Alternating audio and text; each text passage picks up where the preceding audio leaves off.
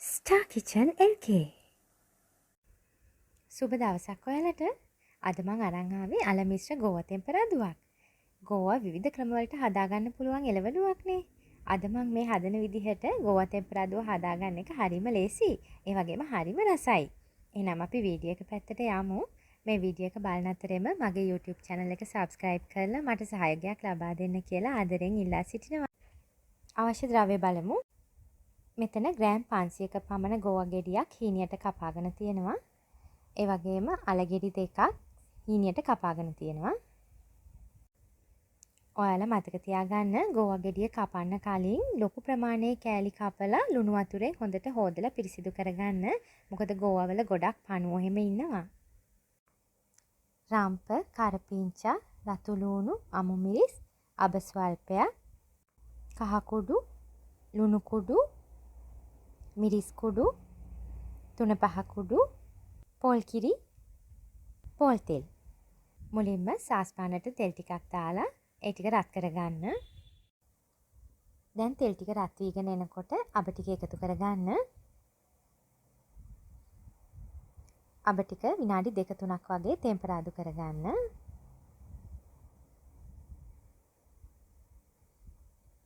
දැන් අබ ටික පිපිරීගෙන එන්නේ.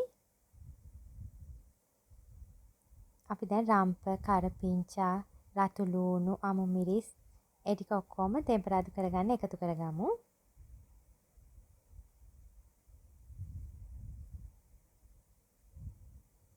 ඒ ටිකත් හොඳට කලවම් කරමින් මේ විදිහට තෙම්පරාදු කරගන්න.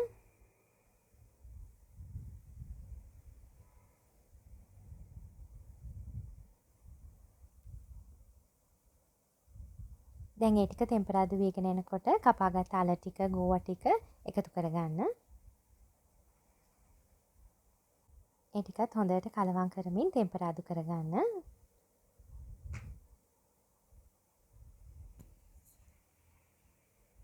මේ විදිහට හොඳට කලවම් කරමින් තෙම්පරාදු කරගන්න ඕනේ.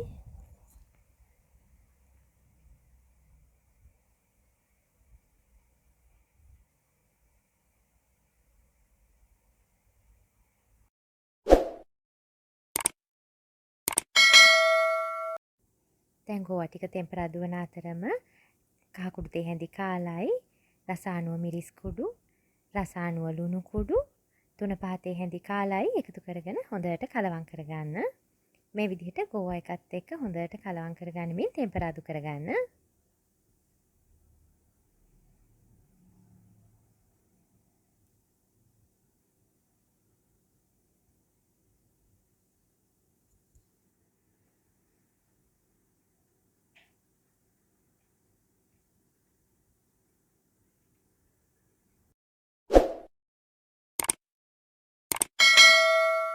දැන් අපි පියනෙන් වහලා ටිකක් වෙලා මේක තෙම්පරාදු කරගමු. දැන් මේ විනාඩි 7ක් ගිහින් තියෙන්නේ. ගෝවා ටික පොඩ්ඩ වෙලා තියෙන්නේ. ගෝවා ටික හොඳට මැලවිලා තියෙන්නේ. මේ පේනව නේද? අපි ටිකක් කලවම් කරගෙන මේ වෙලාවේදී පොල් කිරි එකතු කරගමු.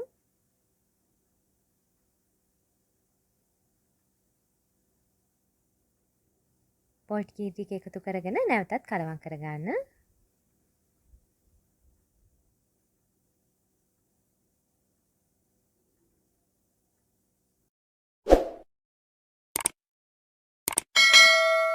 දැන් අපි ආයෙත් පියනෙන් වහලා මේ ටික තව ටිකක් වෙලා කුක් කරගමු.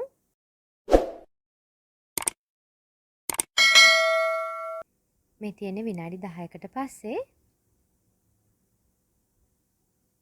ගෝවා ටික තව ටිකක් වෙලා කුක් වෙන්න ඕනේ. පොල් කිරි ටිකත් හින්දෙන්න ඕනනේ. අපි මේ වෙලාවේදී ලුණු රස, මිරිස් රස බලලා අඩුපාඩු තියෙනවා නම් එකතු කරගමු. තව ටිකක් වෙලා අපි ගෝවා එක මේ විදිහට තියාගමු. මේ තියෙන්නේ විනාඩි 15කට පස්සේ. පොල් කිරි ටිකත් හින්දීගෙන එන්නේ. ගෝවා ටිකත් හොඳට කුක් වෙලා තියෙන්නේ.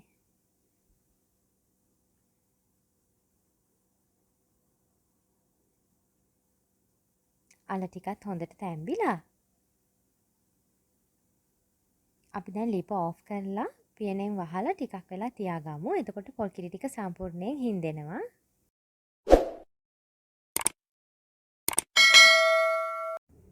දැන් අපි ගෝවා තෙම්පරාදුව ඩිෂ් එකකට දාගමු.